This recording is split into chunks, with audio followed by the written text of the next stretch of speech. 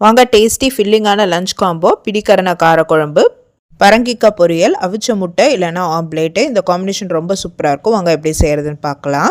First lemon size புளியை கழுவிட்டு ஒரு பவுல் எடுத்துக்கோங்க. குழம்புக்கு தேவையான அளவுக்கு உப்பு, தண்ணி சேர்த்து ஊற வச்சுருங்க.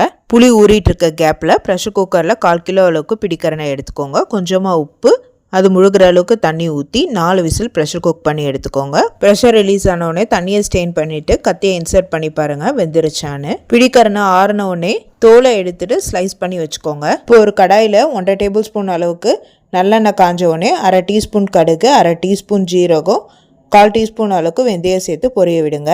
ஒரு ஆனியனை ஃபைனாக சாப் பண்ணி ஆட் பண்ணிக்கோங்க. 5-6 ஷாலட்ஸ் ஆட் பண்ணிக்கோங்க. கூடவே 10-15 பூண்டு ஆட் பண்ணி நல்லா கலர் சேஞ்ச் ஆகிற வரைக்கும் சாட்டே பண்ணி கொடுங்க. வெங்காயம் பூண்டோட கலர் சேஞ்ச் ஆனவுடனே ஒரு தக்காளியை ரஃபாக சாப் பண்ணி ஆட் பண்ணிக்கோங்க. தக்காளி சுருங்குற மாதிரி இருக்க வரைக்கும் நல்லா மிக்ஸ் பண்ணி கொடுங்க. இப்போ காரக்குழம்புக்கு தேவையான மசாலாலாம் ஆட் பண்ணிக்கிறேன். 1/4 டீஸ்பூன் மஞ்சள் பொடி, 4 டீஸ்பூன் அளவுக்கு சாம்பார் பொடி சேர்த்து நல்லா மிக்ஸ் பண்ணி கொடுங்க.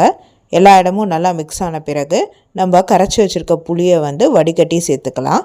புளி தண்ணியிலே உப்பு இருக்கும், அதனால் உப்பு ஆட் பண்ண வேணாம். நல்லா கொதிக்கட்டும். கொதித்து நல்லா சுண்டி வரும்போது உப்பு தேவைன்னா போட்டுக்கலாம். நல்லா மிக்ஸ் பண்ணி விட்டு கொதிக்க விடுங்க. ஒரு 5-10 நிமிஷம் ஆகும். குழம்பு லைட்டாக திக்காகிற சமயத்தில் நம்ம ஏற்கனவே வேக வச்சுருந்த பிடிக்கரணையை ஆட் பண்ணிக்கலாம்.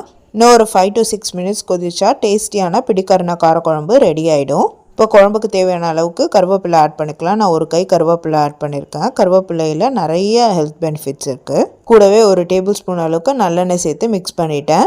இந்த ஸ்டேஜில் உப்பு காரம் கரெக்டாக இருக்கான்னு செக் பண்ணிக்கோங்க. வேணும்னா அட்ஜஸ்ட் பண்ணிக்கோங்க. நல்லா எண்ணெய் பிரிஞ்சு வந்தோடனே நிறுத்தினா டேஸ்டியான பிடிக்கரணை காரக்குழம்பு ரெடி. வாங்க பரங்கிக்காய் பொரியல் எப்படி செய்யலான்னு பார்க்கலாம். 1 டீஸ்பூன் அளவுக்கு கடலை எண்ணெய் காஞ்ச உடனே 1/2 டீஸ்பூன் கடுகு, ஜீரகம் சேர்த்துக்கோங்க. கடுகு ஜீரகம் பொரிஞ்ச உடனே 3 வரமிளகாயை உடச்சி சேர்த்துருக்கேன். கொஞ்சம் பெருங்காயத்தூள் சேர்த்துருக்கேன்.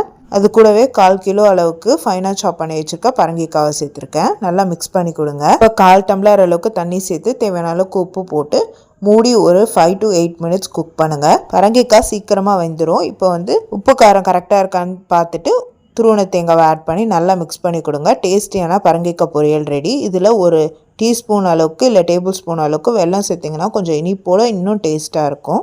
இந்த காம்பினேஷனோட பாயில்டு எக்கோ இல்லை ஆம்லேட்டோ வச்சு சாப்பிட்டிங்கன்னா ரொம்ப சூப்பராக இருக்கும். செஞ்சு பார்த்து எப்படி இருக்குன்னு சொல்லுங்கள். Happy cooking, healthy living. இது என்னோட மோஸ்ட் ஃபேவரட் மீல். உங்களுக்கு எந்த மீல் காம்போ ரொம்ப பிடிக்கணும் கமெண்டில் சொல்லுங்கள்.